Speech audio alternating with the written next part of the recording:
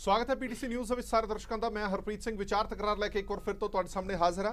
ਮੋਦੀ ਸਰਕਾਰ ਦੇ ਦੂਜੇ ਕਾਰਜਕਾਲ ਦਾ ਪਹਿਲਾ ਬਜਟ ਆਉਣ ਵਾਲਾ ਤੇ ਆਮ ਲੋਕਾਂ ਦੀਆਂ ਆਸਾਂ ਤੇ ਉਮੀਦਾਂ ਬਹੁਤ ਵੱਡੀਆਂ ਹੋ ਜਾਂਦੀਆਂ ਨੇ, ਕਿਉਂਕਿ ਜਿਸ ਤਰ੍ਹਾਂ ਦੇ ਦਾਅਵੇ ਤੇ ਵਾਅਦੇ ਕੀਤੇ ਜਾਂਦੇ ਨੇ ਉਸੇ ਤਰ੍ਹਾਂ ਦੀਆਂ ਆਸਾਂ ਤੇ ਉਮੀਦਾਂ ਰਹਿੰਦੀਆਂ ਨੇ ਕਿ ਨਵੀਂ ਸਰਕਾਰ ਆਈ ਹੈ, ਮੌਜੂਦਾ ਸਰਕਾਰ ਨੂੰ ਦੂਜਾ ਕਾਰਜਕਾਲ ਦਿੱਤਾ ਗਿਆ ਹੈ, ਦੁਬਾਰਾ ਸਟਰੈਂਥਨ ਕੀਤਾ ਗਿਆ ਹੈ ਤੇ ਹੁਣ ਲੱਗਦਾ ਹੈ ਕਿ ਲੋਕਾਂ ਦੇ ਭਲੇ ਲਈ ਕੁਝ ਹੋਵੇਗਾ। ਪਰ ਉਸ ਤੋਂ ਪਹਿਲਾਂ ਜਿਹੜਾ ਆਰਥਿਕ ਸਰਵੇਖਣ ਆਇਆ ਉਹ ਕਾਫੀ ਹੱਦ ਤੱਕ ਰੂਪਰੇਖਾ ਤਿਆਰ ਕਰ ਦਿੰਦਾ ਕਿ ਬਜਟ ਕਿਸ ਤਰ੍ਹਾਂ ਦਾ ਹੋਣ ਵਾਲਾ ਹੈ। ਇਸੇ ਤੇ ਵਿਚਾਰ ਚਰਚਾ ਲੈ ਕੇ ਹਾਜ਼ਰ ਹੋਏ ਆ। ਸਾਡੇ ਨਾਲ ਐਕਸਪਰਟ ਵੀ ਮੌਜੂਦ ਰਹਿਣਗੇ ਔਰ ਪੋਲੀਟੀਕਲ ਪਾਰਟੀਆਂ ਦੇ ਨੁਮਾਇੰਦੇ ਵੀ ਮੌਜੂਦ ਰਹਿਣਗੇ, ਜਿਹੜੇ ਘੋਖ ਕਰਨ ਦੀ ਕੋਸ਼ਿਸ਼ ਕਰਾਂਗੇ ਕਿ ਕੀ ਆਮ ਲੋਕਾਂ ਦੇ ਸਿਰ ਤੇ ਜਿਹੜਾ ਇੱਕ ਬੋਝ ਮਹਿੰਗਾਈ ਦਾ ਪਿਆ ਹੋਇਆ ਕਿ ਇਸੇ ਤਰ੍ਹਾਂ ਚੱਲਦਾ ਰਹੇਗਾ ਜਾਂ ਕੁਝ ਘੱਟ ਕਰਨ ਦੇ ਵਿੱਚ ਸਰਕਾਰ ਕਾਮਯਾਬ ਹੋਏਗੀ। ਸਾਡੇ ਨਾਲ ਖਾਸ ਮਹਿਮਾਨ ਮੌਜੂਦ ਨੇ। ਸਭ ਤੋਂ ਪਹਿਲਾਂ ਜਾਣ ਪਛਾਣ ਕਰਾ ਦਈਏ, ਫਿਰ ਅੱਗੇ ਵਧਦੇ ਹਾਂ। ਡਾਕਟਰ ਦਲਜੀਤ ਸਿੰਘ ਚੀਮਾ ਸਾਹਿਬ ਮੌਜੂਦ ਨੇ, ਸੀਨੀਅਰ ਆਗੂ ਨੇ ਸ਼੍ਰੋਮਣੀ ਅਕਾਲੀ ਦਲ ਦੇ। ਅਨਿਲ ਸਰੀਨ ਸਾਹਿਬ ਮੌਜੂਦ ਨੇ, ਸੀਨੀਅਰ ਆਗੂ ਨੇ ਪੰਜਾਬ ਬੀਜੇਪੀ ਦੇ। ਨੀਲ ਗਰਗ ਸਾਹਿਬ ਆਮ ਆਦਮੀ ਪਾਰਟੀ ਦੇ ਬੁਲਾਰ ਨੇ। ਡਾਕਟਰ ਏਸੀ ਵੈਦ ਸਾਹਿਬ ਅਰਥਸ਼ਾਸਤਰੀ ਨੇ। ਪ੍ਰਭਜੋਤ ਸਿੰਘ ਜੀ ਕਾਰਜਕਾਰੀ ਸੰਪਾਦਕ ਨੇ ਪੀਟੀਸੀ ਨਿਊਜ਼ ਦੇ। ਅੱਗੇ ਵਧਣ ਤੋਂ ਪਹਿਲਾਂ ਜਿਹੜਾ ਆਰਥਿਕ ਸਰਵੇ ਆਇਆ, ਮੋਟੀਆਂ-ਮੋਟੀਆਂ ਗੱਲਾਂ ਉਹਦੀਆਂ ਤੁਹਾਨੂੰ ਦੱਸ ਦਈਏ ਕਿ ਕੀ ਕਹਿੰਦਾ ਸਰਵੇ। ਆਰਥਿਕ ਸਰਵੇਖਣ ਦੇ ਮੁਤਾਬਕ ਵਿੱਤੀ ਸਾਲ 2019-20 ਦੇ ਵਿੱਚ ਵਿਕਾਸ ਦੀ ਦਰ 7% ਰਹਿਣ ਦਾ ਅੰਦਾਜ਼ਾ ਪ੍ਰਗਟਾਇਆ ਜਾ ਰਿਹਾ। ਵਿੱਤੀ ਵਰੇ 2018-19 ਦੇ ਵਿੱਚ ਜੀਡੀਪੀ ਗਰੋਥ 6.8% ਸੀ। ਸਾਲ 2024-25 ਤੱਕ ਭਾਰਤ ਦੇ ਅਰਥਚਾਰੇ ਨੂੰ 5000 ਖਰਬ ਡਾਲਰ ਬਣਾਉਣ ਲਈ ਜੀਡੀਪੀ ਦੀ ਦਰ ਨੂੰ 8% ਤੇ ਬਣਾਏ ਰੱਖਣਾ ਜ਼ਰੂਰੀ ਹੈ। 2018-19 ਦੇ ਵਿੱਚ ਮਾਲੀਏ ਦਾ ਘਾਟਾ 5.8% ਰਹਿਣ ਦਾ ਖਦਸ਼ਾ ਪ੍ਰਗਟਾਇਆ ਗਿਆ। ਸਾਲ 2018 ਦੇ ਵਿੱਚ ਇਹ ਘਾਟਾ 6.4% ਸੀ। ਆਉਣ ਵਾਲੇ ਦਿਨਾਂ ਦੇ ਵਿੱਚ ਤੇਲ ਦੀਆਂ ਕੀਮਤਾਂ ਘਟਾਉਣ ਦਾ ਖਦਸ਼ਾ ਵੀ ਜਤਾਇਆ ਜਾ ਰਿਹਾ ਹੈ ਔਰ ਇਸ ਤੋਂ ਇਲਾਵਾ ਬਹੁਤ ਸਾਰੀਆਂ ਚੀਜ਼ਾਂ ਨੇ। ਇੱਕ ਇੱਕ ਕਰਕੇ ਆਪਾਂ ਤਫਸੀਲ ਦੇ ਨਾਲ ਗੱਲਬਾਤ ਕਰਾਂਗੇ। ਸਭ ਤੋਂ ਪਹਿਲਾਂ ਮੈਂ ਏਸੀ ਵੈਦ ਸਾਹਿਬ ਤੁਹਾਡੇ ਤੋਂ ਜਾਣਨਾ ਚਾਹੁੰਦਾ, ਇੱਕ ਆਮ ਲੋਕਾਂ ਦੀ ਭਾਸ਼ਾ ਦੇ ਵਿੱਚ, ਇੱਕ ਲੇਮੈਨ ਦੀ ਭਾਸ਼ਾ ਦੇ ਵਿੱਚ ਜਿਹੜਾ ਇਹ ਆਰਥਿਕ ਸਰਵੇ ਆਉਂਦਾ, ਸਰਵੇਖਣ ਆਉਂਦਾ, ਇਹ ਕੀ ਚੀਜ਼ ਹੁੰਦੀ ਹੈ? ਬਜਟ ਤੋਂ ਪਹਿਲਾਂ ਇਹ ਜਿਹੜਾ ਸਰਵੇਖਣ ਕੀਤਾ ਜਾਂਦਾ, ਕੀ ਇਸ ਨੂੰ ਇਹ ਕਹੀਏ ਕਿ ਭਾਰਤ ਦੇ ਕੋਲ ਕੀ ਆਰਥਿਕ ਸਥਿਤੀ ਹੈਗੀ ਹੈ, ਉਹਦਾ ਇੱਕ ਵਾਈਟ ਪੇਪਰ ਹੁੰਦਾ ਹੈ? ਬਿਲਕੁਲ, ਸਾਡੇ ਕੋਲ ਕੀ ਕੁਝ ਅਵੇਲੇਬਲ ਹੈ ਤੇ ਅਸੀਂ ਇਹਦੇ ਨਾਲ ਅੱਗੋਂ ਕੀ ਅਚੀਵ ਕਰ ਸਕਦੇ ਹਾਂ, ਕਿੰਨੇ ਟਾਈਮ 'ਚ ਅਚੀਵ, ਕਿੰਨੀ ਗਰੋਥ ਰੇਟ ਅਸੀਂ ਅਚੀਵ ਕਰ ਸਕਦੇ ਹਾਂ। ਵਿਜ਼ਨ ਤਾਂ ਬੜਾ ਕਲੀਅਰ ਹੈ ਕਿ ਵੀ ਏਮ ਪੜ੍ਹ ਹੀ ਲਿਆ ਕਿ ਇਹਨੇ ਅਸੀਂ 5000 ਟ੍ਰਿਲੀਅਨ ਡਾਲਰ ਦੀ ਵਿੱਚ ਐਕਸਪੈਂਸ਼ਨ ਚਾਹੀਦੀ ਆ 24-25 ਤੱਕ ਜੀ, ਔਰ ਉਹਦੇ ਵਾਸਤੇ 8% ਗਰੋਥ ਰੇਟ ਵੀ ਚਾਹੀਦੀ ਹੈ। ਬਿਲਕੁਲ ਠੀਕ ਹੈ। ਅਸੀਂ ਜਿਹੜੇ 7 ਮਿੱਥੇ ਆ, ਸਾਡਾ ਰਿਕਾਰਡ 3 ਸਾਲਾਂ ਦਾ 10% ਤੱਕ ਵੀ ਰਿਹਾ ਜੀ।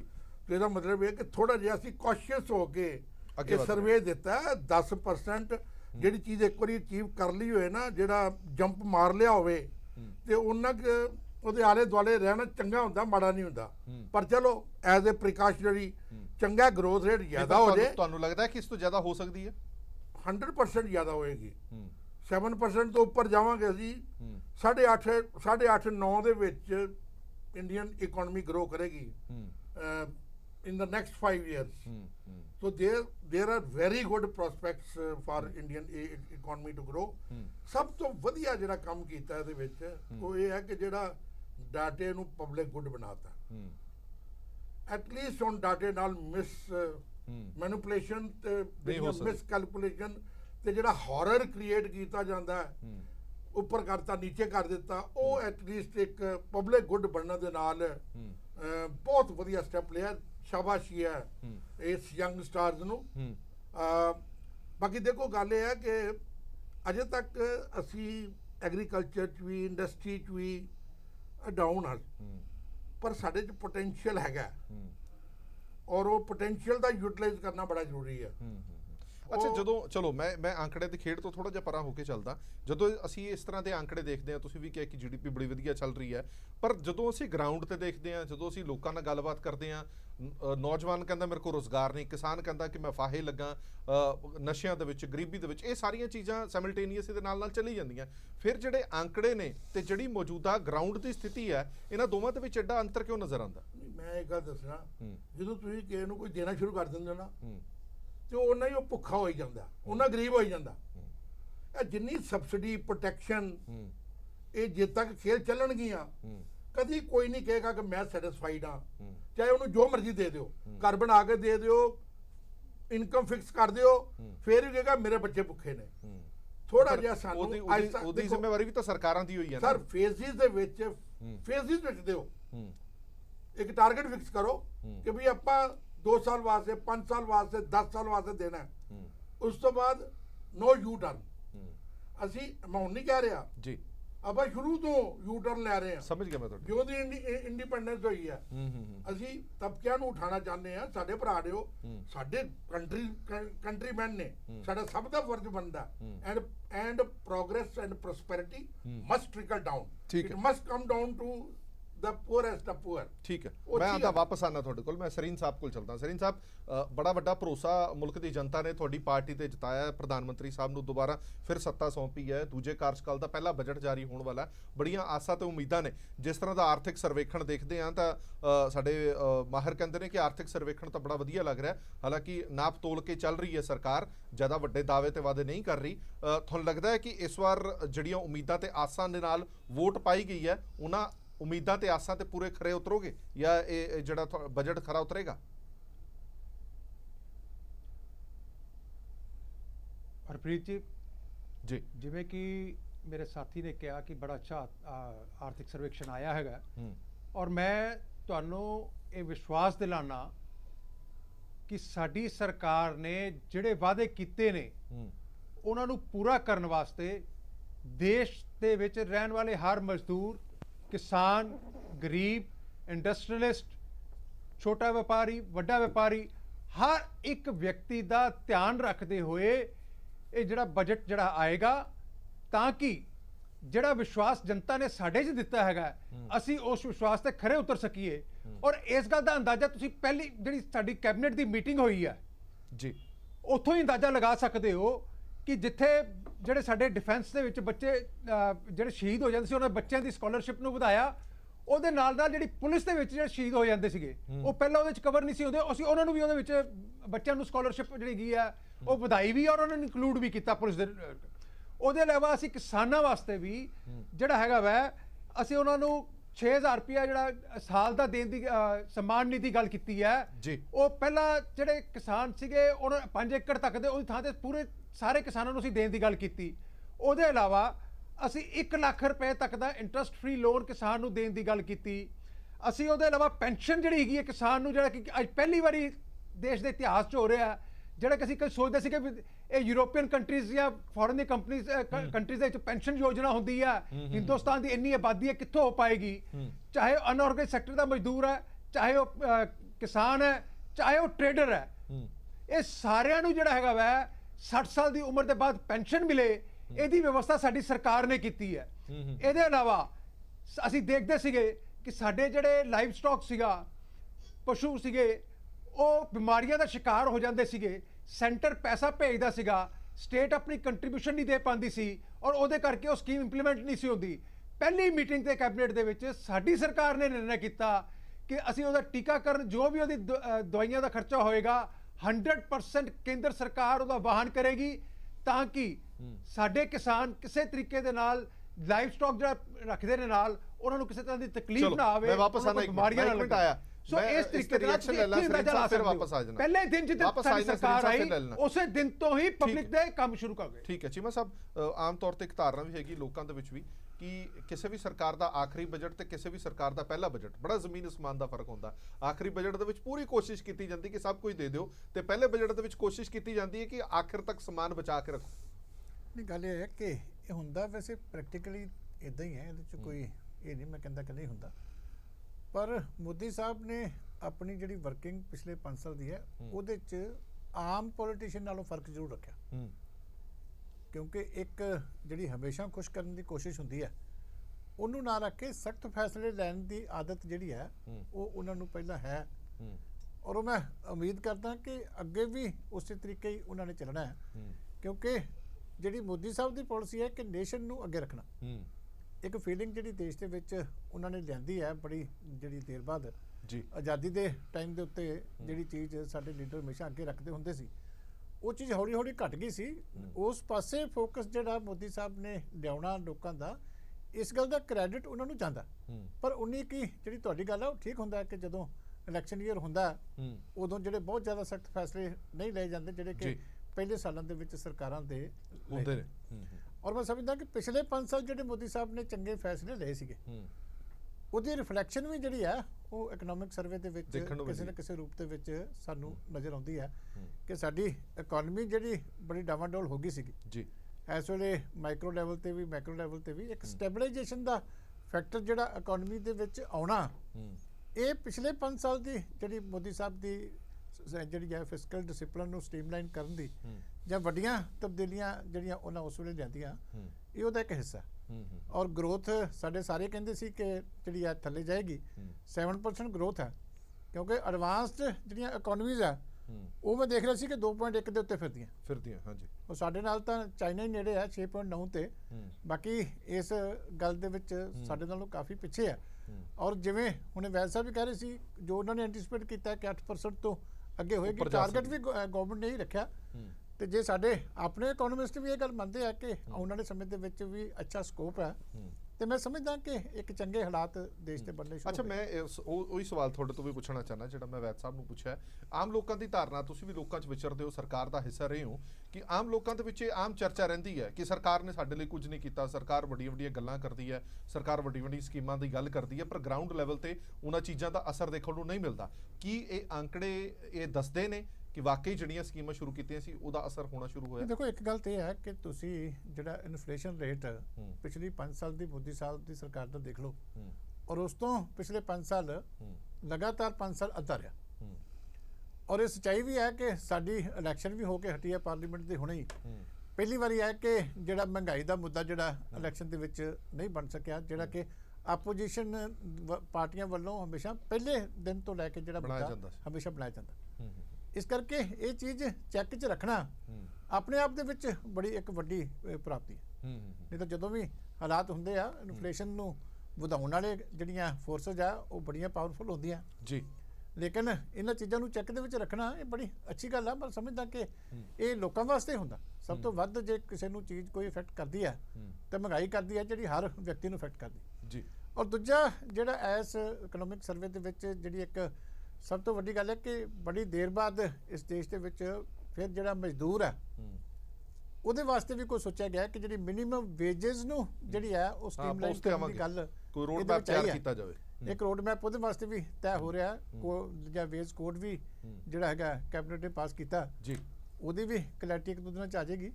ਔਰ ਇਸ ਗੱਲ ਦੇ ਵਿੱਚ ਵੀ ਜਿਹੜਾ ਜ਼ਿਕਰ ਹੈ ਕਿ ਜਿਹੜਾ ਆਉਣ ਵਾਲਾ 5 ਸਾਲ ਦਾ ਰੋਡ ਮੈਪ ਹੈ ਉਹਦੇ ਵਿੱਚ ਮਿਨੀਮਮ ਵੇਜਸ ਜਿਹੜੀਆਂ ਇਹਨੂੰ ਵੀ ਸਟ੍ਰੀਮਲਾਈਨ ਕਰਨ ਦੀ ਗਵਰਨਮੈਂਟ ਕੋਸ਼ਿਸ਼ ਜਿਹੜੀ ਹੈ। ਠੀਕ ਹੈ ਨੀਲ ਗਰਗ ਸਾਹਿਬ, ਜਿਵੇਂ ਮੈਂ ਪਹਿਲਾਂ ਕਿਹਾ ਕਿ ਹਰ ਬੰਦੇ ਦੀ ਆਸ ਤੇ ਉਮੀਦ ਜ਼ਰੂਰ ਹੁੰਦੀ ਹੈ, ਭਾਵੇਂ ਉਹ ਕਿਸੇ ਵੀ ਪਾਰਟੀ ਨਾਲ ਸੰਬੰਧ ਰੱਖਦਾ ਹੋਵੇ, ਕਿਸੇ ਤਬਕੇ ਨਾਲ ਸੰਬੰਧ ਰੱਖਦਾ ਹੋਵੇ।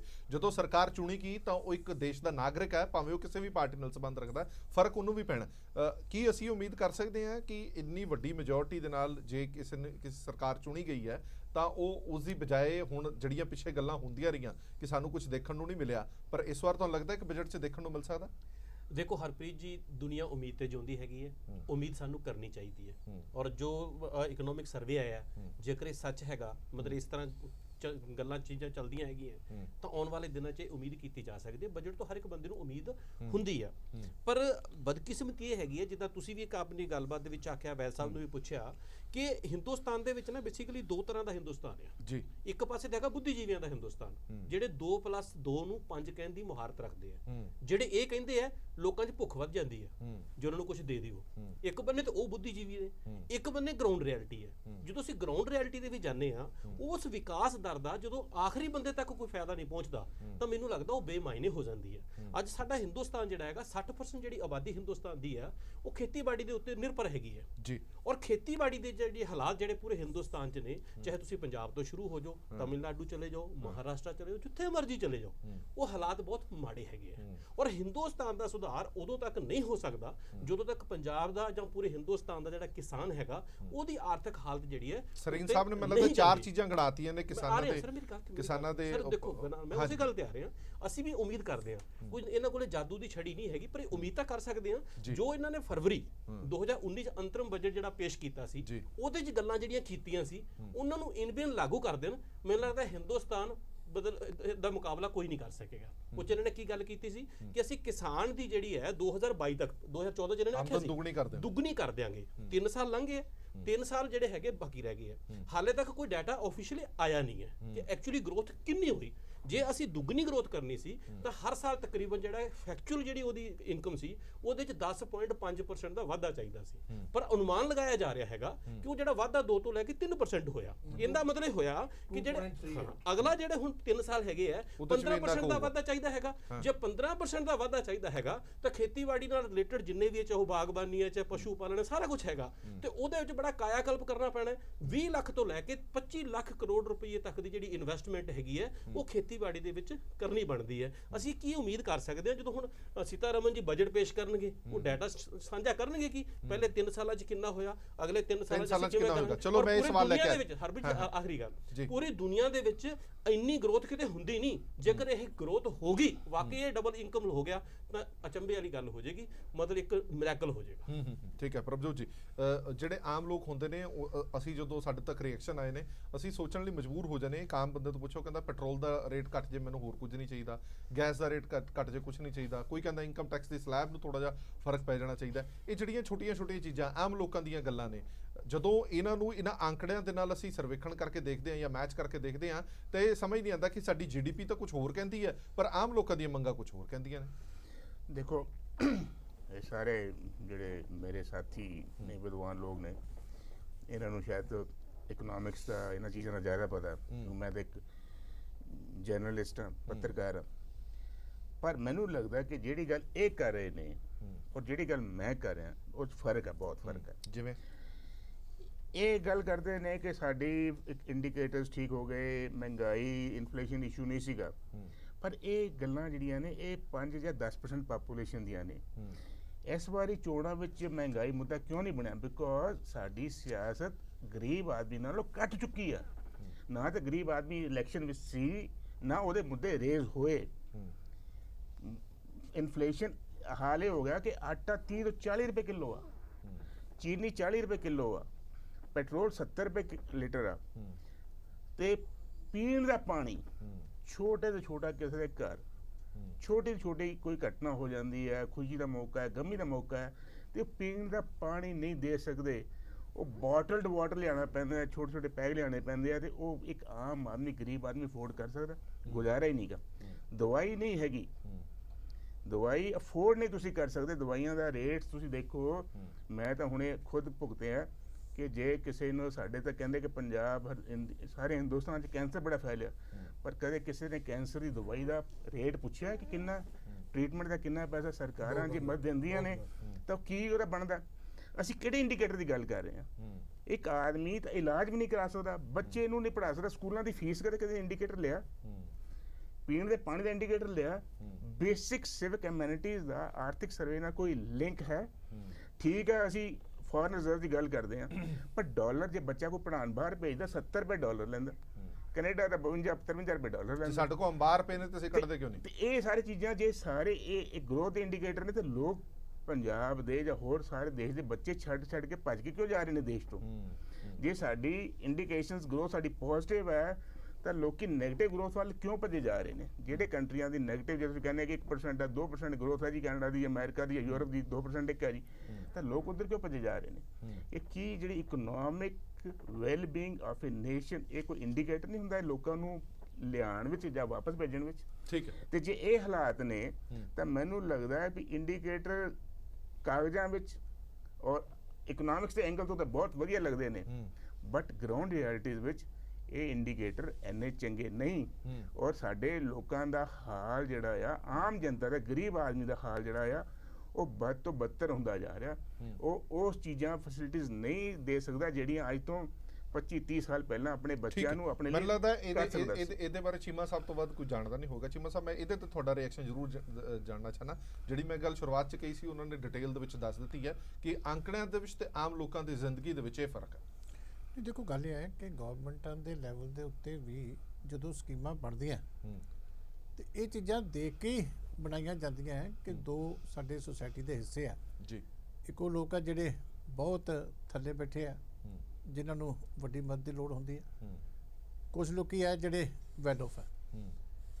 ਜਦੋਂ ਮੈਨੂੰ ਆਪਣਾ ਪਤਾ ਕਿ ਜਦੋਂ ਸਾਡੀ ਸਰਕਾਰ ਸੀ ਜੀ, ਉਹਨਾਂ ਨੇ ਠੀਕ ਕਿਹਾ ਗੱਲ ਵੀ ਕਣਕ ਦਾ ਰੇਟ ਜਿਹੜਾ ਕਿੱਥੇ ਆ, ਪਰ ਅਸੀਂ 10 ਸਾਲ ਜਿਹੜੀ ਹੈ 4 ਰੁਪਏ ਕਿਲੋ ਕਣਕ ਇਸੇ ਕਰਕੇ ਦਿੱਤੀ ਹੈ, ਜਿਹੜੀ ਬਹੁਤ ਵੱਡੀ ਗਿਣਤੀ ਸੀ, ਲੱਖਾਂ ਦੀ ਗਿਣਤੀ ਦੇ ਵਿੱਚ ਜੀ ਪੰਜਾਬ ਦੇ ਵਿੱਚ ਪਰਿਵਾਰਾਂ ਨੂੰ ਇਹ ਸਮਝ ਗਈ ਕਿ ਇੱਕ ਸੈਕਸ਼ਨ ਹੈ ਕਿ ਜਿਹੜਾ ਇਹ ਕਣਕ ਜਿਹੜੀ ਹੈ ਉਹ ਵੀ ਖਰੀਦ ਕੇ ਤੇ ਆਪਣੀ 2 ਡੰਗ ਦੀ ਰੋਟੀ ਵੀ ਜਿਹੜੀ ਹੈ ਉਹ ਨਹੀਂ ਖਾ ਸਕਦਾ।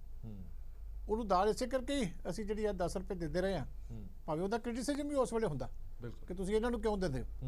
ਜੇ ਕਿਸਾਨ ਦੀ ਫ੍ਰੀ ਬਿਜਲੀ ਕੀਤੀ ਸੀ ਅਸੀਂ ਟਿਊਬਲਾਂ ਦੀ, ਤੇ ਇਸੇ ਕਰਕੇ ਕੀਤੀ ਸੀ ਕਿ ਇਹ ਬੋਝ ਉਹ ਨਹੀਂ ਚੁੱਕ ਸਕਦਾ ਜਿਹੜਾ ਕਿ ਆਮ ਹਾਲੇ ਇੰਡਸਟਰੀ ਵਾਲਾ ਜਾਂ ਦੂਜਾ ਪੇ ਕਰ ਸਕਦਾ, ਲੇਕਿਨ ਕਿਸਾਨ ਦੀ ਮਦਦ ਉੱਥੇ ਜ਼ਰੂਰੀ ਹੈ। ਜੇ ਦਲਿਤ ਦੇ ਘਰਾਂ ਦੇ ਜਿਹੜੇ ਹੈਗੇ ਆ ਉਹ ਅਸੀਂ ਬਿਜਲੀ ਦੇ ਯੂਨਿਟ ਮਾਫ ਕੀਤੇ ਸੀ ਕੁਛ, ਉਹ ਵੀ ਇਸੇ ਸੋਚ ਕੇ ਕੀਤੇ ਸੀ ਵੀ ਇਹ ਚੀਜ਼ਾਂ ਹੈਗੀਆਂ ਜਿਹੜੀਆਂ ਬੇਸਿਕ ਕਮਿਊਨਿਟੀਜ਼ ਉਹਨਾਂ ਨੂੰ ਚਾਹੀਦੀਆਂ, ਘੱਟੋ ਘੱਟ ਉਹਦੇ 'ਚ ਜਿੰਨੀ ਹੈਲਪ ਗਵਰਨਮੈਂਟ ਆਵੇ। ਜੇ ਅੱਜ ਵੀ ਮੋਦੀ ਸਰਕਾਰ ਨੇ ਵੀ ਕੀਤਾ, ਪਹਿਲਾਂ ਸਾਡੀ ਸਰਕਾਰ ਵੇਲੇ ਸਾਡੇ 50,000 ਦੀ ਇੰਸ਼ੋਰੈਂਸ ਦੀ ਸਕੀਮ ਸੀ, ਹੁਣ ਆਯੁਸ਼ਮਾਨ ਦੇ ਜਿਹੜਾ ਇੰਸ਼ੋਰੈਂਸ ਦੀ ਸਕੀਮ ਸ਼ੁਰੂ ਕੀਤੀ ਆ, ਉਹ ਬੜੀ ਅੱਛੀ ਸਕੀਮ ਹੈ ਕਿ 5 ਲੱਖ ਤੱਕ ਦੀ ਜੇ ਕਿਤੇ ਤੁਹਾਨੂੰ ਰੱਬ ਨਾ ਕਰੇ ਲੋੜ ਪੈ ਜਾਵੇ ਤੇ 5 ਲੱਖ ਤੱਕ ਦੇ ਇਲਾਜ ਦਾ ਖਰਚਾ ਜਿਹੜਾ ਉਹ ਦਿੰਦੇ ਆ। ਤੇ ਉਹ ਇਸੇ ਕਰਕੇ ਆ, ਜੇ ਐਜੂਕੇਸ਼ਨ ਜਿਹੜੀ +2 ਤੱਕ ਅਸੀਂ ਬੱਚਿਆਂ ਦੀ ਫ੍ਰੀ ਕੀਤੀ ਆ, 8ਵੀਂ ਤੱਕ ਸਾਰੇ ਬੱਚਿਆਂ ਦੀ ਫ੍ਰੀ ਆ, ਯੂਨੀਫਾਰਮ ਦੀ ਹੈਲਪ ਕੀਤੀ ਜਾਂਦੀ ਹੈ। ਤੇ ਇਹ ਸੋਚ ਕੇ ਹੀ ਕਿ ਇੱਕ ਸੈਕਸ਼ਨ ਹਾਲੇ ਸਮਾਜ ਦਾ ਇਹ ਹੈ ਕਿ ਜਿਹੜਾ ਪ੍ਰਾਈਵੇਟ ਸਕੂਲਾਂ ਦੇ ਵਿੱਚ ਬੱਚੇ ਨਹੀਂ ਪੜ੍ਹਾ ਸਕਦਾ, ਬਾਕੀ ਗੱਲਾਂ ਨਹੀਂ ਕਰਾ ਸਕਦਾ, ਇਸ ਕਰਕੇ ਕੋਸ਼ਿਸ਼ ਵੀ ਹੁੰਦੀ ਹੈ। ਪਰ ਇਹ ਸੱਚਾਈ ਵੀ ਹੈ ਕਿ ਹਾਲੇ ਜਿਹੜੀ ਹੈ ਸਾਡੇ ਗਰਾਊਂਡ ਰਿਐਲਿਟੀ ਦੇ ਵਿੱਚ ਤੇ ਅੰਕੜਿਆਂ ਦੇ ਵਿੱਚ ਹਾਲੇ ਸਾਡੇ ਅੰਤਰ ਜ਼ਰੂਰ ਹੈ। ਇੱਕ ਛੋਟੇ ਜਿਹੇ ਬ੍ਰੇਕ ਲਈ ਰੁਕ ਰਹੇ ਹਾਂ, ਬ੍ਰੇਕ ਤੋਂ ਬਾਅਦ ਜਲਦ ਹਾਜ਼ਰ ਹੋਣੇ।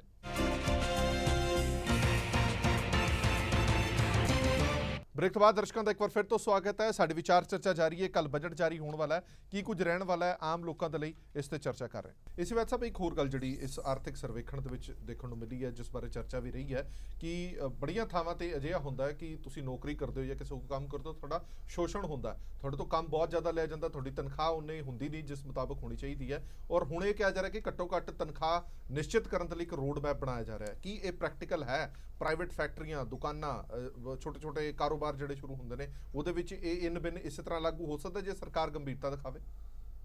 ਜੇ ਸਰਕਾਰ ਗੰਭੀਰਤਾ ਦਿਖਾਵੇ ਤੇ ਕੀ ਨਹੀਂ ਹੋ ਸਕਦਾ, ਲੇਕਿਨ ਕਾਰਪੋਰੇਟ ਵਰਲਡ ਨੇ ਲਾਅ ਮਗਰੋਂ ਬਣਦਾ, ਉਹਦੇ ਲੀਕੇजेस ਪਹਿਲਾਂ ਤਿਆਰ ਕੀਤੀਆਂ ਹੁੰਦੀਆਂ, ਉਹਦੇ ਲੂਪ ਹੋਲ ਪਿਲਫਰੇਜ ਉਹ ਕਰਨ ਨੂੰ ਤਿਆਰ ਬੈਠੇ ਹੁੰਦੇ ਆ। ਹੁਣ ਦੇਖੋ ਕਿਹੜਾ ਕਾਰਪੋਰੇਟ ਇਸ ਟਾਈਮ ਉਹਨੂੰ ਇੱਕ ਦਾ ਨਾਂ ਲੈ ਲਓ, ਮੈਂ ਇੱਕ ਟਾਟਾ ਬਿਰਲਾ ਦੀ ਗੱਲ ਨਹੀਂ ਕਰ ਰਿਹਾ, ਡਾਲਮੀਆ ਸਿੰਘਾਨੀਆ ਦੀ ਗੱਲ ਨਹੀਂ ਕਰ ਰਿਹਾ, ਜਿਹੜਾ ਕਿ ਇੰਪਲਾਈ ਦੇ ਪ੍ਰੋਵੀਡੈਂਟ ਫੰਡ ਦਾ ਪੈਸਾ ਉਹਦੀ ਸੈਲਰੀ ਚੋਂ ਨਹੀਂ ਲੈ ਰਿਹਾ, ਆਪਣਾ ਸ਼ੇਅਰ ਵੀ ਤੇ ਇੰਪਲਾਇਰ ਦਾ ਸ਼ੇਅਰ ਵੀ। ਕਿਹੜਾ ਮੈਨੂੰ ਇੱਕ ਦਾ ਨਾਂ ਲੈ ਲਓ, ਜਿੰਨੇ ਵੀ ਆਪਣੇ ਇੱਥੇ ਕਹਿੰਦੇ ਹੁੰਦੇ ਕਾਰਪੋਰੇਟ ਵਰਲਡ ਹੈ ਜੀ, ਉਹ ਇੰਪਲਾਈ ਦੀ ਐਕਸਪਲੋਇਟੇਸ਼ਨ ਦੇ ਕਿਤੇ ਨਾ ਕਿਤੇ ਬਹਾਨੇ ਕਰੀ ਜਾਣੇ ਆ। ਔਰ ਮਿਨੀਮਮ ਵੇਜ ਜੇ ਲਾਗੂ ਹੋ ਜਾਏ, ਮਿਨੀਮਮ ਵੇਜ ਦਾ ਤਾਂ ਆਫੈਂਸ ਹੈ ਜੇ ਤੁਸੀਂ ਨਾ ਦਿਓ ਤਾਂ। ਪਹਿਲਾਂ ਤਾਂ ਪ੍ਰੋਵੀਡੈਂਟ ਫੰਡ ਕਮਿਸ਼ਨਰ ਹੀ ਨਹੀਂ ਛੱਡਦਾ, ਪਰ ਫਿਰ ਵੀ ਨਹੀਂ ਦੇ ਰਹੇ, ਫਿਰ ਵੀ ਉਹ ਦਿਖਾਵਾ ਹੈ। ਇੰਪਲਾਈ ਪੇ ਕਰ ਰਿਹਾ, ਉਹ ਵੀ ਇੰਪਲਾਇਰ ਨਹੀਂ ਪੇ ਕਰ ਰਿਹਾ। ਜੇ ਸਰਕਾਰਾਂ ਸੀਰੀਅਸ ਹੋ ਜਾਣ ਔਰ ਇਹਨੂੰ ਲਾਗੂ ਕਰਾ ਲੈਣ ਤੇ ਸਲੂਟ ਹੈ ਉਹਨਾਂ ਨੂੰ, ਸਲੂਟ ਹੈ ਔਰ ਸਭ ਵੱਲੋਂ ਸਲੂਟ ਹੈ। ਲੇਕਿਨ ਇਹ ਕਿਉਂਕਿ ਇੱਕ ਬਹੁਤ ਵੱਡਾ ਮੁੱਦਾ ਹੈ, ਇਹ ਫੰਡ ਬਟ ਰਹੇਗਾ, ਇਹਨੂੰ ਰੋਕਣਾ ਬਹੁਤ ਵੈਸੇ ਜ਼ਰੂਰੀ ਵੀ ਹੈ। ਜੇ ਆਪਾਂ ਗਰੀਬ ਆਦਮੀ ਨੂੰ ਮਿਨੀਮਮ ਵੇਜ ਦੇ ਦਈਏ, ਉਹਨੂੰ ਇੰਪਲਾਇਮੈਂਟ ਅਪਰਚੂਨਿਟੀ ਦੇ ਦਈਏ, ਆ ਜਿਹੜੀਆਂ ਅਸੀਂ ਸਬਸਿਡੀਜ਼ ਆ ਦੇਣੇ ਆ, ਜਿਹੜੇ ਅਸੀਂ ਇਹ ਮੈਂ ਕਿਹਾ ਦੀ ਲੋੜ ਹੀ ਨਾ ਪਵੇ ਉਹਨੂੰ, ਉਹਦੀ ਰੋਟੀ ਕੱਪੜਾ ਮਕਾਨ ਜਿੰਨਾ ਪੈਸਾ ਦੇ ਦਿਓ, ਉਹਨੂੰ ਕੋ ਖਰਚ ਕਰ, ਸੇਵ ਕਰ। ਮੈਨੂੰ ਇੱਕ ਹੋਰ ਚੀਜ਼ ਬਜਟ ਵਿੱਚ ਅੱਛੀ ਲੱਗੀ ਹੈ। ਅੱਗੇ ਹੁੰਦਾ ਸੀ ਕਿ ਬਈ ਸੇਵਿੰਗ ਕਿੰਨੀ ਹੋਊਗੀ, ਇਨਵੈਸਟਮੈਂਟ ਕਿੰਨੀ ਹੋਊਗੀ, ਐਕਸਪੋਰਟ ਕਿੰਨਾ ਹੋਊਗਾ। ਉਹਨਾਂ ਨੇ ਐਤਕੀ ਇੰਟੀਗ੍ਰੇਟਿਡ ਗਰੋਥ, ਇਕਨੋਮਿਕ ਗਰੋਥ ਦਿੱਤੀ ਹੈ ਕਿ ਵੀ ਦੇ ਆਰ ਆਲ ਇੰਟਰਡਿਪੈਂਡੈਂਟ, ਇੱਕ ਦੂਜੇ ਡਿਪੈਂਡੈਂਟ ਨੇ। ਕੋਈ ਨਹੀਂ ਕਹਿ ਸਕਦੇ ਕਿ ਸੇਵਿੰਗ ਕਰਕੇ ਗਰੋਥ ਰੇਟ ਇੰਨਾ ਹੋ ਜਾਏਗਾ ਜਾਂ ਇੰਪਲਾਇਮੈਂਟ ਇੰਨੀ ਹੋ ਜਾਏਗੀ, ਇਨਵੈਸਟਮੈਂਟ ਨਾਲ ਇੰਨੀ ਹੋ ਜਾਏਗੀ ਜਾਂ ਅੱਗੋਂ ਫਰਦਰ ਰੀ ਇਨਵੈਸਟਮੈਂਟ ਇੰਨੀ ਹੋ ਜਾਏਗੀ। ਆ ਜਿਹੜਾ ਇੰਟਰਡਿਸਪਲਿਨਰੀ ਇੰਟਰਕਨੈਕਟਡ ਇਕਨੋਮਿਕ ਵੇਰੀਏਬਲਸ ਦਾ ਐਨਾਲਿਸਿਸ ਵੀ ਇੱਕ ਸ਼ਲਾਘਾਯੋਗ ਹੈ। ਇਹ ਇਸ ਯੰਗ ਟਰਕਸ ਨੂੰ ਸਲੂਟ ਹੈ ਇਸ ਕੰਮ ਵਾਸਤੇ, ਪਰ ਇਹਨੂੰ ਲਾਗੂ ਕਰਨਾ ਬਹੁਤ ਜ਼ਰੂਰੀ ਹੈ। ਇੰਪਲੀਮੈਂਟੇਸ਼ਨ ਸਭ ਤੋਂ ਵੱਡਾ ਸਵਾਲ ਰਹਿੰਦੀ ਹੈ ਹਰ ਵਾਰ, ਇਹਦੀ ਗਵਰਨੈਂਸ ਬਹੁਤ ਜ਼ਰੂਰੀ। ਠੀਕ ਹੈ, ਅਨਿਲ ਸਰੀਨ ਸਾਹਿਬ ਕੋਲ ਚਲਦੇ ਹਾਂ। ਸਰੀਨ ਸਾਹਿਬ, ਹੁਣੇ ਥੋੜੀ ਦੇਰ ਪਹਿਲਾਂ ਹੀ ਗਰਗ ਸਾਹਿਬ ਨੇ ਕਿਹਾ ਕਿ 70% ਸਾਡੇ ਮੁਲਕ ਦੀ ਆਬਾਦੀ ਜਿਹੜੀ ਉਹ ਖੇਤੀ ਤੇ ਨਿਰਭਰ ਕਰਦੀ ਹੈ ਸਿੱਧੇ ਅਸਿੱਧੇ ਤਰੀਕੇ ਦੇ ਨਾਲ। ਔਰ ਜਦੋਂ ਅਸੀਂ ਇੱਕ ਤਸਵੀਰ ਖਿੱਚਦੇ ਆ ਕਿਸਾਨੀ ਦੀ ਦੁਰਦਸ਼ਾ ਦੀ, ਤਾਂ ਤੁਸੀਂ ਕਿਸੇ ਵੀ ਸੂਬੇ ਨੂੰ ਲੈ ਲਓ, ਔਰ ਜੇ ਤੁਸੀਂ ਇਲਜ਼ਾਮ ਕਿਸੇ ਸੂਬੇ ਦੀ ਸਰਕਾਰ ਤੇ ਸੁੱਟਣਾ ਤੇ ਸੁੱਟ ਸਕਦੇ ਹੋ, ਪਰ ਉਸ ਸੂਬੇ ਦੀ ਜਨਤਾ ਵੀ ਇਸ ਮੁਲਕ ਦੀ ਜਨਤਾ ਹੈਗੀ ਹੈ। ਇਸੇ ਕਰਕੇ ਸਭ ਤੋਂ ਵੱਡੀ ਜ਼ਿੰਮੇਵਾਰੀ ਕੇਂਦਰ ਸਰਕਾਰ ਦੀ ਹੈਗੀ ਹੈ ਕਿ ਕਿਸਾਨਾਂ ਦੇ ਪ੍ਰਤੀ ਅਸੀਂ ਕੀ ਕਰ ਰਹੇ ਹਾਂ। ਜਿਹੜੀਆਂ ਗੱਲਾਂ ਉਹ ਕਹਿੰਦੇ ਨੇ ਕਿ ਫਰਵਰੀ 'ਚ ਤੁਸੀਂ ਕੀਤੀਆਂ ਸੀ, ਜੇ ਇਨ ਬਿਨ ਤੁਸੀਂ ਲਾਗੂ ਕਰ ਦਿਓ ਤਾਂ ਹੀ ਸ਼ਾਇਦ ਕਿਸਾਨੀ ਦਾ ਭਲਾ ਹੋ ਜੇ।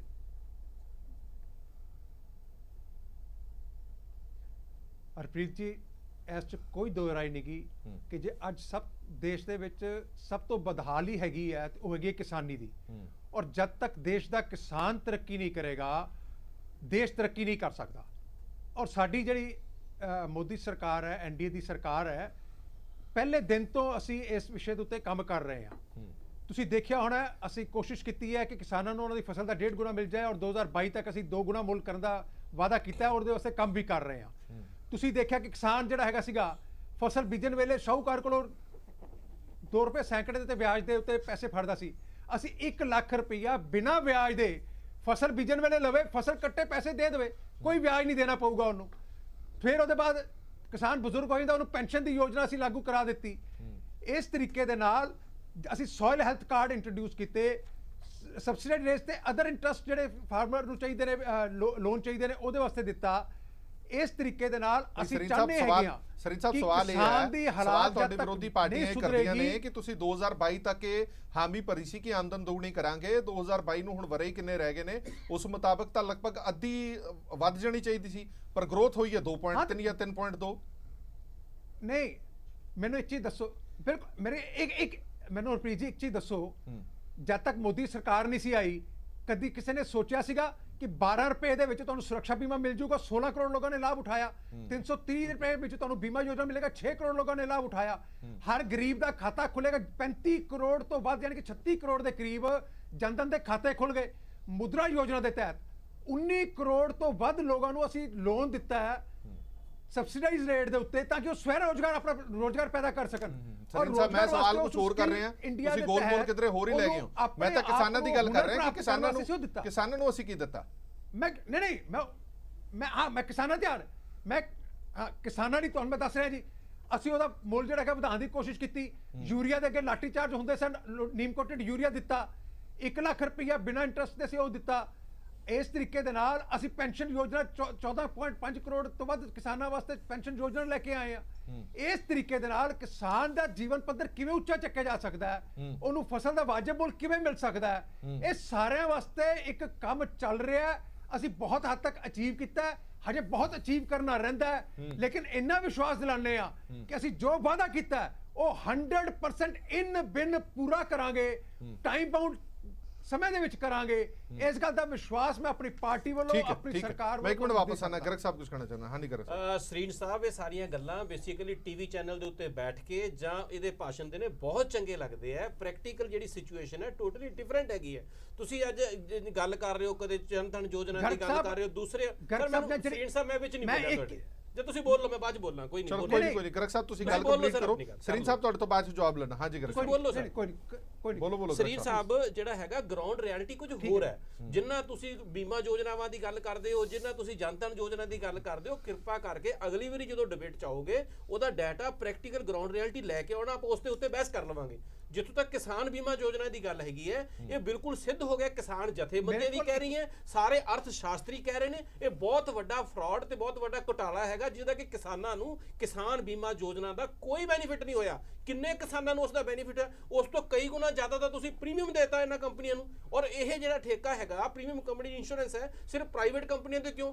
ਜੇ ਸਰਕਾਰ ਦੀਆਂ ਆਪਣੀਆਂ ਏਜੰਸੀਆਂ ਹੈਗੀਆਂ ਉਹਨਾਂ ਤੋਂ ਕਿਉਂ ਨਹੀਂ? ਮੇਰਾ ਕਹਿਣ ਦਾ ਮਤਲਬ ਇਹ ਹੈਗਾ, ਜੋ ਤੁਸੀਂ ਇਹ ਗੱਲਾਂ ਕਰ ਰਹੇ ਹੋ ਸੁਣਨ ਨੂੰ ਬਹੁਤ ਅੱਛੀਆਂ ਲੱਗਦੀਆਂ, ਪਰ ਜਦੋਂ ਅਸੀਂ ਪ੍ਰੈਕਟੀਕਲੀ ਗੱਲ ਕਰਦੇ ਹਾਂ ਉਹਦਾ ਕੁਝ ਵੀ ਨਹੀਂ ਹੈ। ਤੁਸੀਂ ਇੱਕ ਗੱਲ ਕੀਤੀ ਸੀ ਕਿਸਾਨ ਯਾਨੀ ਕਿ ਸਨਮਾਨ ਯੋਜਨਾ ਦੀ, ਜਿਸ ਤੁਸੀਂ 6000 ਰੁਪਏ ਯਾਨੀ ਕਿ ਸਾਲ ਦੇ ਵਿੱਚ ਦੇਣਾ ਸੀ। ਕੁਝ ਕਿਸਾਨ ਜਿਹੜਾ ਤਾਂ 12 ਕਰੋੜ ਕਿਸਾਨਾਂ ਨੂੰ ਆਉਣਾ ਸੀ, ਅਪ੍ਰੈਲ ਮਹੀਨੇ ਦੇ ਵਿੱਚ ਕੁਝ ਕਿਸਾਨਾਂ ਨੂੰ ਆਇਆ, ਮੈਂ ਨਹੀਂ ਕਹਿੰਦਾ ਨਹੀਂ ਆਇਆ, ਪਰ ਕੁਝ ਕਿਸਾਨਾਂ ਦਾ ਵਾਪਸ ਚਲਾ ਗਿਆ।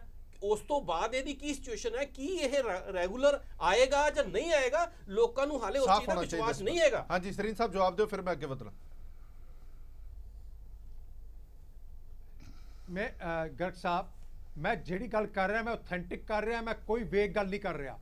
ਇੱਕ ਇੱਕ ਚੀਜ਼ ਦਾ ਜਵਾਬ ਇੱਕ ਇੱਕ ਇਸ਼ੂ ਦੇ ਉੱਤੇ ਤੁਸੀਂ ਮੇਰਾ ਬਹਿਸ ਕਰ ਲਓ। ਮੈਂ ਕਦੀ ਟੀਵੀ ਚੈਨਲ ਤੇ ਆ ਕੇ ਪਬਲਿਸਿਟੀ ਵਾਲੀ ਗੱਲ ਨਹੀਂ ਕੀਤੀ। ਮੈਂ ਜਿਹੜੀ ਗੱਲ ਕਰਾਂਗਾ 100% ਸਹੀ ਹੋਏਗੀ, ਰਿਕਾਰਡ ਐਸ ਪਰ ਦਾ ਗਵਰਨਮੈਂਟ ਰਿਕਾਰਡਸ ਹੋਏਗੀ। ਜੇ ਤੁਸੀਂ ਕਹਿੰਦੇ ਹੋ 6000 ਰੁਪਏ ਦਾ, ਤੁਸੀਂ 4 ਕਰੋੜ ਤੋਂ ਵੱਧ ਕਿਸਾਨਾਂ ਨੂੰ ਇਹਦਾ ਡਾਇਰੈਕਟ ਬੈਨੀਫਿਟ ਮਿਲ ਚੁੱਕਾ। ਜਿੱਥੇ ਨਹੀਂ ਮਿਲ ਪਾਇਆ ਉਹਦਾ ਕਾਰਨ ਸੀਗਾ ਕਿ ਸਟੇਟ ਗਵਰਨਮੈਂਟਸ ਨੇ ਲਿਸਟਾਂ ਪ੍ਰੋਵਾਈਡ ਨਹੀਂ ਕੀਤੀਆਂ। ਸਾਡੇ ਪੰਜਾਬ ਦੇ ਵਿੱਚ ਵੀ ਇਹੀ ਹਾਲਤ ਹੋਈ। ਇਸ ਕਰਕੇ ਸਾਡੀ ਸਰਕਾਰ ਕਮਿਟਡ ਹੈ, ਜੋ ਕਵਾਂਗੇ ਉਹ ਕਰਾਂਗੇ। ਜਿਹੜਾ ਅਸੀਂ ਨਹੀਂ ਕਰ ਸਕਦੇ ਅਸੀਂ ਨਹੀਂ ਕਵਾਂਗੇ। ਜਿਹੜਾ ਵਾਅਦਾ ਕੀਤਾ ਫਿਰ ਮੈਂ ਦੁਬਾਰਾ ਆ ਜਾਣਾ ਟਾਈਮ पे। ਚਲੋ ਦੱਸੋ ਸਰ, ਜੇ 12 ਕਰੋੜ ਕਿਸਾਨਾਂ ਨੂੰ ਮਿਲਣਾ ਸੀ ਤਾਂ ਤਕਰੀਬਨ ਮੁਲਕ ਦੇ ਵਿੱਚ 19 ਸਟੇਟਾਂ ਦੇ ਵਿੱਚ ਤੁਹਾਡੀ ਸਰਕਾਰ ਹੈ। ਇਹਦਾ ਮਤਲਬ ਜੇ 8 ਕਰੋੜ ਕਿਸਾਨਾਂ ਦਾ ਡਾਟਾ ਨਹੀਂ ਆਇਆ ਤਾਂ ਕੁਐਸਚਨ ਮਾਰਕ ਤੁਹਾਡੇ ਤੇ ਵੀ ਹੈ। ਤੁਹਾਡੀਆਂ ਸਰਕਾਰਾਂ ਨੇ ਡਾਟਾ ਕਿਉਂ ਨਹੀਂ ਦਿੱਤਾ? ਮੈਂ ਦੇਖੋ, ਮੈਂ ਨਹੀਂ ਕਿਹਾ, ਮੈਂ ਕਹਿ ਰਿਹਾ ਕਿ ਪਹਿਲੀ ਕਿਸ਼ਤ 4 ਕਰੋੜ ਪਰਿਵਾਰਾਂ ਨੂੰ ਕਿਸਾਨਾਂ ਨੂੰ ਮਿਲ ਚੁੱਕੀ ਸੀਗੀ। ਲੇਟੈਸਟ ਡਾਟਾ ਹਜੇ ਆਣਾ ਬਾਕੀ ਹੈ। ਮੈਂ ਕਹਿ ਰਿਹਾ ਕਿ ਜੇ ਉਸ ਵੇਲੇ ਜਿਹੜੀ ਪ੍ਰੋਬਲਮ, ਜਿਹੜਾ ਗੈਪ ਰਿਹਾ ਹੈਗਾ, ਉਹ ਇਸ ਕਰਕੇ ਰਿਹਾ ਕਿ ਸਟੇਟਾਂ ਨੇ ਡਾਟਾ ਅਪਲੋਡ ਕਰਕੇ ਉਸ ਵੇਲੇ ਤੱਕ ਨਹੀਂ ਸੀ ਭੇਜਿਆ। ਠੀਕ ਹੈ, ਮੈਂ ਸਮਝ ਗਿਆ ਤੁਹਾਡੀ ਗੱਲ। ਪਰ ਹੁਣ ਜਿਹੜੀ ਗੱਲ ਇਹ ਹੈ ਕਿ ਲੋਕਾਂ ਕਿਸਾਨਾਂ ਨੂੰ ਇਸ ਗੱਲ ਦਾ ਭਰੋਸਾ ਜ਼ਰੂਰ ਹੋਣਾ ਚਾਹੀਦਾ ਹੈ ਕਿ ਚੋਣਾਂ ਤੋਂ ਪਹਿਲੇ ਜਿਹੜਾ ਵਾਅਦਾ ਕੀਤਾ ਸੀ ਉਹ ਚੋਣਾਂ ਤੋਂ ਬਾਅਦ ਵੀ ਉਸੇ ਤਰ੍ਹਾਂ ਰਹੇਗਾ। ਮੈਂ ਇੱਕ ਮਿੰਟ ਵਾਪਸ ਆਣਾ, ਮੈਂ ਆਨਾ ਵਾਪਸ ਇੱਕ ਮਿੰਟ। ਡਾਕਟਰ ਚੀਮਾ ਸਾਹਿਬ, ਇਸ ਵਾਰ ਦੇ ਜਿਹੜੇ ਆਰਥਿਕ ਸਰਵੇਖਣ ਦੇ ਵਿੱਚ ਇੱਕ ਗੱਲ ਜਿਹੜੀ ਥੋੜੀ ਹੈਰਾਨ ਕਰ ਦੇਣ ਵਾਲੀ ਵੀ ਔਰ ਪਰੇਸ਼ਾਨ ਕਰਨ ਵਾਲੀ ਵੀ ਹੈ।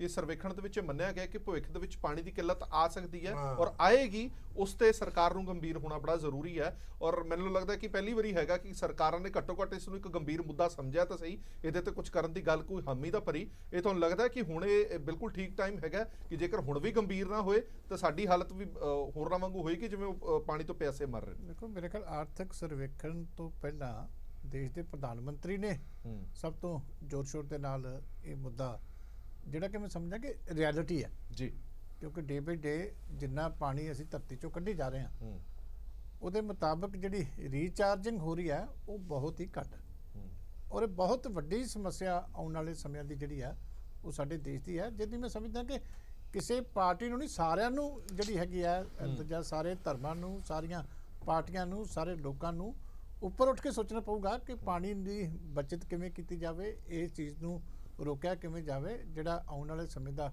ਸਭ ਤੋਂ ਵੱਡਾ ਖਤਰਾ ਹੈ ਉਹ ਪਾਣੀ ਦਾ। ਔਰ ਇੱਕ ਹੋਰ ਹੈ, ਮੈਂ ਸਮਝਦਾ ਕਿ ਜਿਹੜੀ ਆਰਥਿਕ ਸਰਵੇਖਣ ਦੇ ਵਿੱਚ ਇੱਕ ਤਾਂ ਚਲੋ ਚੰਗੀ ਗੱਲ ਹੈ ਕਿ ਪੈਟਰੋਲ ਦੀਆਂ ਕੀਮਤਾਂ ਦਾ ਜਿਹੜਾ ਹੈਗਾ ਇਹ ਚੰਗਾ ਸਾਈਨ ਇੱਕ ਮਿਲਿਆ ਹੈ ਕਿ ਆਉਣ ਵਾਲੇ ਸਮੇਂ ਦੇ ਵਿੱਚ ਪੈਟਰੋਲ ਦੀਆਂ ਕੀਮਤਾਂ ਘਟਣਗੀਆਂ। ਜੋ ਘਟਣਗੀਆਂ ਤੇ ਕੁਦਰਤੀ ਗੱਲ ਹੈ, ਉਹਦੇ ਨਾਲ ਖੇਤੀ ਦਾ ਖਰਚਾ ਵੀ ਘਟੇਗਾ, ਉਹਦੇ ਨਾਲ ਟਰਾਂਸਪੋਰਟੇਸ਼ਨ ਦਾ ਵੀ ਆਵਾਜਾਈ ਵੀ ਘਟੇਗੀ, ਉਹਦੇ ਨਾਲ ਓਵਰਆਲ ਇਨਫਲੇਸ਼ਨ ਜਿਹੜੀ ਹੈ ਉਹ ਵੀ ਥੱਲੇ ਆਏਗੀ।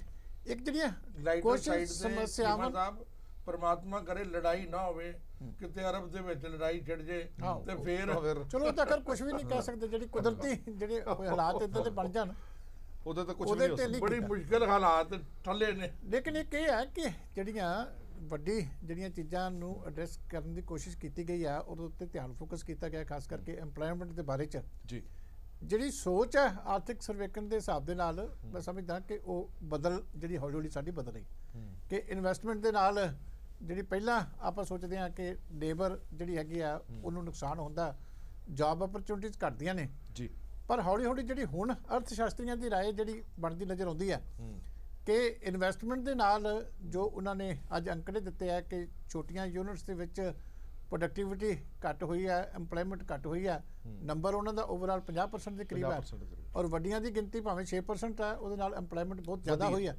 ਔਰ ਜਿਹੜਾ ਸਾਡਾ ਸੀ ਕਿ ਜਿਉਂ ਟੈਕਨੋਲੋਜੀ ਵੱਧਦੀ ਹੈ ਤਾਂ ਉਹਦੇ ਨਾਲ ਜੌਬ ਜਿਹੜੇ ਜਾਂਦੇ ਆ, ਉਹਦੇ ਜਿਹੜੇ ਅਲਟਰਨੇਟਿਵ ਚੈਨਲ ਉਹਨਾਂ ਦੱਸਿਆ ਕਿ ਪ੍ਰੋਡਕਸ਼ਨ ਵਧਣ ਦੇ ਨਾਲ, ਸੇਲ ਦੇ ਨਾਲ, ਬਾਕੀ ਵਰਲਡ ਦੇ ਕੰਪੀਟੀਸ਼ਨ ਦੇ ਨਾਲ ਜਿਹੜੀ ਹੈ ਓਵਰਆਲ ਫਾਇਦਾ ਹੁੰਦਾ।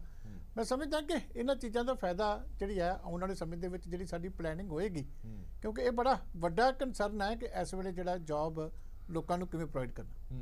ਠੀਕ ਹੈ। ਔਰ ਨਾਲ ਦੂਜੇ ਪਾਸੇ ਜਿਹੜੇ ਸੈਲਰੀ ਕਲਾਸ ਹੈ ਉਹਦੇ ਵਾਸਤੇ ਵੀ ਸੋਚਿਆ ਉਹਨਾਂ ਨੇ ਕਿ ਰਿਟਾਇਰਮੈਂਟ ਏਜ ਨੂੰ ਇਨਕਰੀਜ਼ ਕਰਨ ਦੇ ਵੀ ਜਿਹੜੀ ਲਿਮਿਟ ਉਹਦੇ ਏਜ ਜਿਹੜੀ ਹੈ ਵਧਾਉਣ ਦੀ ਗੱਲ ਵੀ ਕੀਤੀ ਹੈ।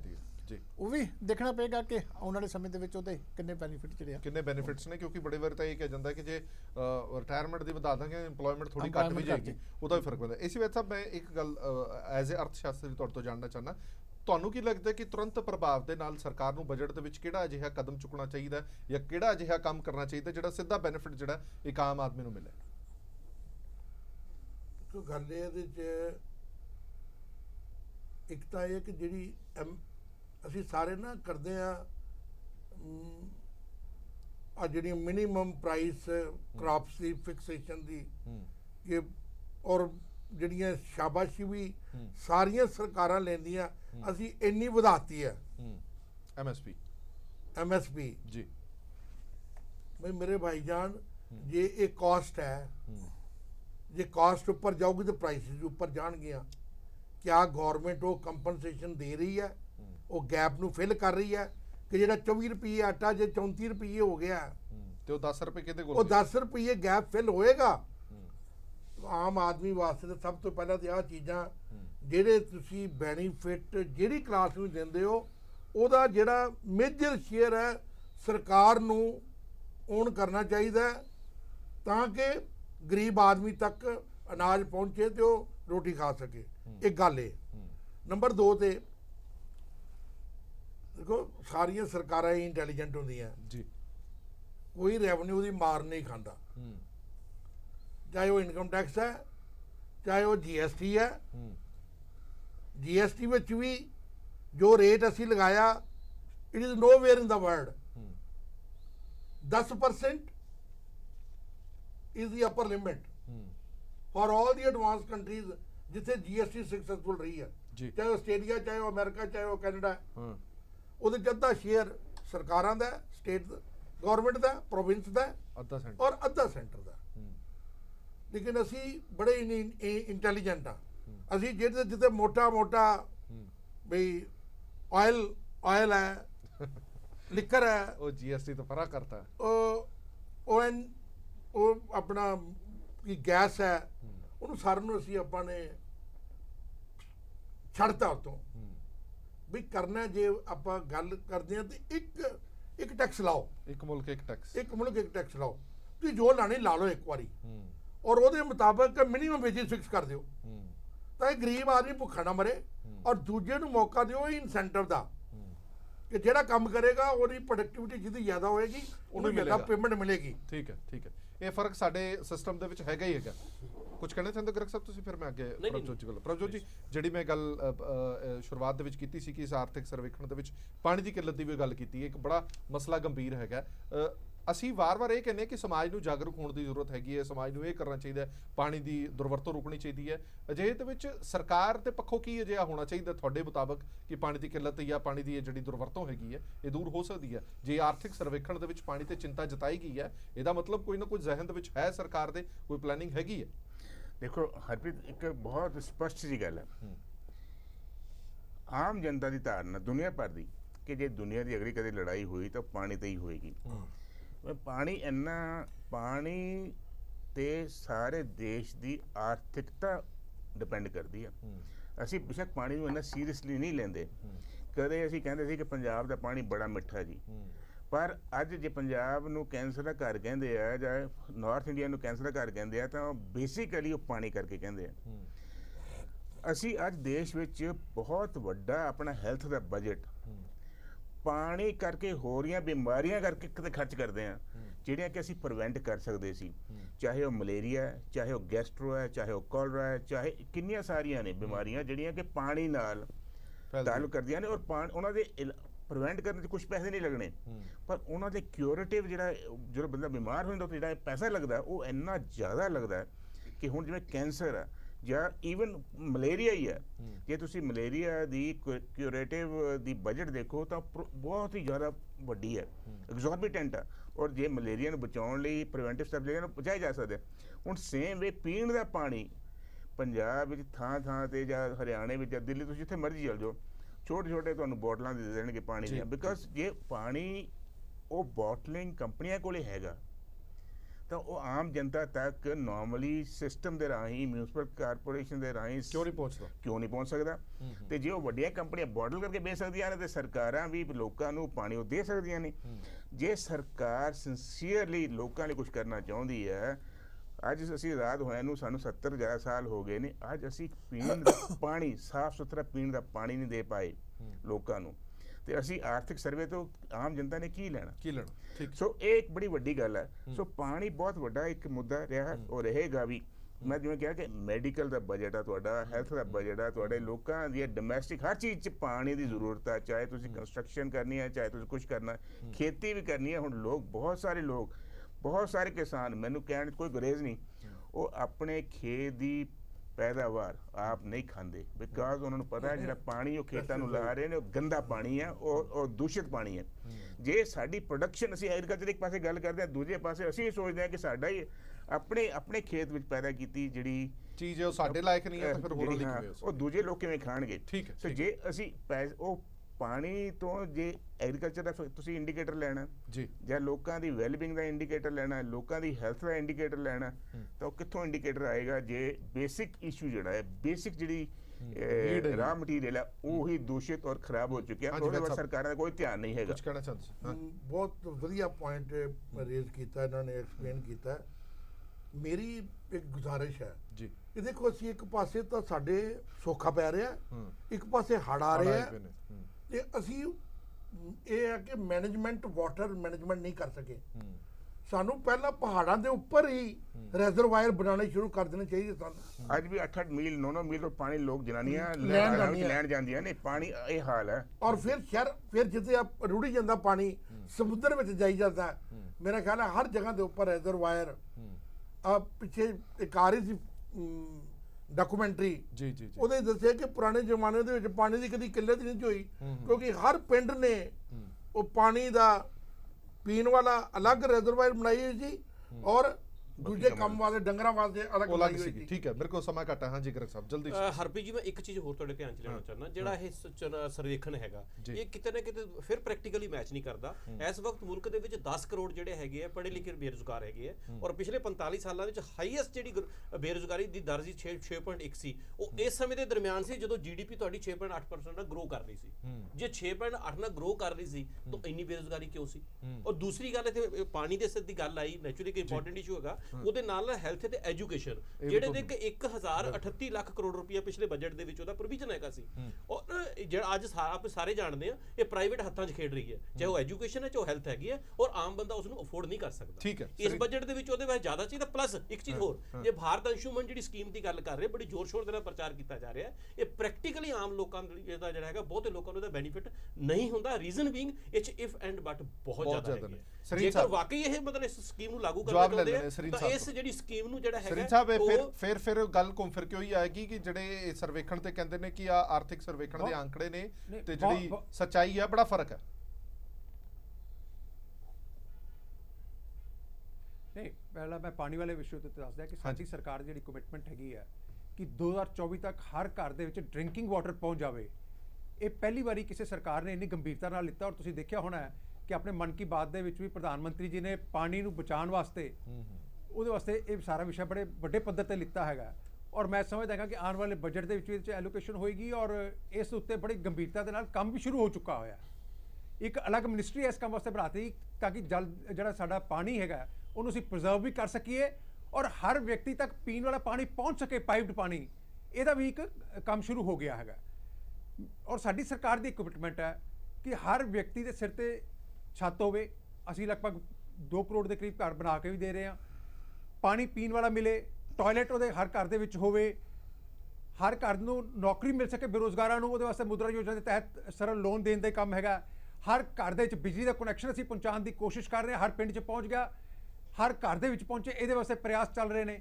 ਇਸ ਤਰੀਕੇ ਦੇ ਨਾਲ ਆਮ ਆਦਮੀ ਦਾ ਜੀਵਨ ਪੱਧਰ ਕਿਵੇਂ ਉੱਪਰ ਚੁੱਕਿਆ ਜਾ ਸਕਦਾ ਹੈ, ਉਹਦੀਆਂ ਮੁਸ਼ਕਲਾਂ ਨੂੰ ਕਿਵੇਂ ਘਟਾਇਆ ਜਾ ਸਕਦਾ ਹੈ, ਇਹਦੇ ਵਾਸਤੇ ਸਾਡੀ ਸਰਕਾਰ ਲਗਾਤਾਰ ਉਪਰਾਲੇ ਕਰ ਰਹੀ ਹੈ, ਟਾਰਗੇਟਸ ਅਚੀਵ ਕਰ ਰਹੀ ਹੈ।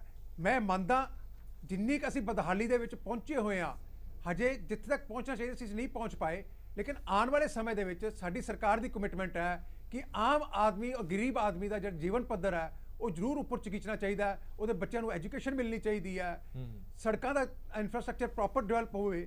ਇਹ ਸਾਰੇ ਚੀਜ਼ਾਂ ਦੇ ਉੱਤੇ ਸਾਡੀ ਸਰਕਾਰ ਕੰਮ ਕਰ ਰਹੀ ਹੈ। ਬਹੁਤ ਬਹੁਤ ਧੰਨਵਾਦ। ਵਿਸ਼ਵਾਸ ਹੈ ਕਿ ਆਉਣ ਵਾਲੇ ਠੀਕ ਜਿਹੜੇ ਹੈ 5 ਠੀਕ ਹੈ ਸਾਲ ਮੈਂ ਨੇ, ਤੁਹਾਡੀ ਗੱਲ ਆ ਗਈ ਜੀ ਅਸੀਂ ਕੱਲ ਨੂੰ ਸਾਰਾ ਕੁਝ ਪਤਾ ਲੱਗ ਹੀ ਜਾਣਾ ਆਪਾਂ ਫਿਰ ਦੁਬਾਰਾ ਡਿਬੇਟ ਕਰਾਂਗੇ ਦੁਬਾਰਾ ਤੁਹਾਨੂੰ ਜ਼ਰੂਰ ਬੁਲਾਵਾਂਗੇ ਉਹ ਦੇਖਾਂਗੇ ਕਿ ਆંકੜਿਆਂ ਤੇ ਯਥਾਰਥ ਦੇ ਵਿੱਚ ਕਿੰਨਾ ਫਰਕ ਹੈ ਬਹੁਤ ਬਹੁਤ ਧੰਨਵਾਦ ਬਾਕੀ ਸਾਰੇ ਮਹਿਮਾਨਾਂ ਦਾ ਵੀ ਇਸ ਪੂਰੀ ਵਿਚਾਰ ਚਰਚਾ ਦੇ ਵਿੱਚ ਜੁੜੇ ਰਹਿਣ ਦੇ ਲਈ ਸੋ ਆਮ ਲੋਕਾਂ ਦੀਆਂ ਆਸਾਂ ਤੇ ਉਮੀਦਾਂ ਹਰ ਵਾਰੀ ਰਹਿੰਦੀਆਂ ਨੇ ਕਿਉਂਕਿ ਉਮੀਦਾਂ ਤੇ ਸੰਸਾਰ ਟਿਕਿਆ ਹੋਇਆ ਕਿ ਕੱਲ ਜਿਹੜਾ ਬਜਟ ਆਏਗਾ ਹਰ ਕੋਈ ਭਾਲਦਾ ਕਿ ਉਸ ਬਜਟ ਦੇ ਵਿੱਚੋਂ ਮੈਨੂੰ ਕੀ ਮਿਲ ਰਿਹਾ ਜਾਂ ਮੇਰੇ ਲਈ ਸਰਕਾਰ ਕਿੰਨੀ ਕੁ ਗੰਭੀਰ ਹੈ ਜਾਂ ਕਿੰਨਾ ਕੁਝ ਮੈਨੂੰ ਦੇ ਰਹੀ ਹੈ ਔਰ ਉਮੀਦ ਕਰਦੇ ਹਾਂ ਕਿ ਸਰਕਾਰ ਵੀ ਸਾਰੀਆਂ ਆਸਾਂ ਤੇ ਉਮੀਦਾਂ ਤੇ ਖਰੀ ਉਤਰੇਗੀ ਕੱਲ ਦੇ ਬਜਟ ਦੇ ਵਿੱਚ ਦੇਸ਼ ਦੁਨੀਆ ਦੀ ਬਾਕੀ ਖਬਰਾਂ ਲਈ ਬਣੇ ਰਹੋ PTC ਨਿਊਜ਼ ਦੇ ਨਾਲ ਧੰਨਵਾਦ